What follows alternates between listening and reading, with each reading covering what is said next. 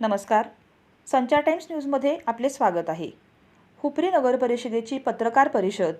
पाणीपुरवठा, नोटरी, नवीन इमारत, अतिक्रमण नियमितीकरण व डेडस्टॉक प्रकरणावर मोठे स्पष्टीकरण. सविस्तर वृत्त पुढीलप्रमाणे.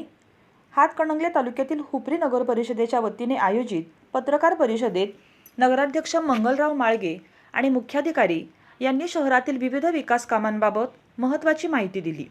यावेळी नगराध्यक्ष मंगलराव माळगे यांनी सांगितले की शहराच्या पाणीपुरवठा योजनेचे सुमारे 50% काम पूर्ण झाले असून उर्वरित कामही लवकरच पूर्ण करून नागरिकांना सुरळीत पाणीपुरवठा करण्यात येणार आहे.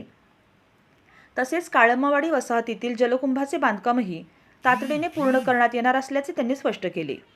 नगर परिषदेकडून चतुर्थ पंचवार्षिक कर आकारणी प्रक्रिया सुरू असून नागरिकांच्या मालमत्ता हक्कांच्या नोंदी अद्ययावत करण्यासाठी सिटी सर्व्हेचे काम प्राधान्याने सुरू असल्याची माहिती देण्यात आली. तसेच प्रॉपर्टी कार्ड पारदर्शक पद्धतीने उपलब्ध करून देण्याचे प्रयत्न सुरू असल्याचे त्यांनी सांगितले. 2011 पूर्वीची अतिक्रमणे नियमित करण्यासाठी 31 डिसेंबरपर्यंत मुदत असून भारतात अन्यत्र स्वतःचे घर नसलेल्या पात्र लाभार्थ्यांनाच या योजनेचा लाभ मिळणार असल्याचेही यावेळी स्पष्ट करण्यात आले.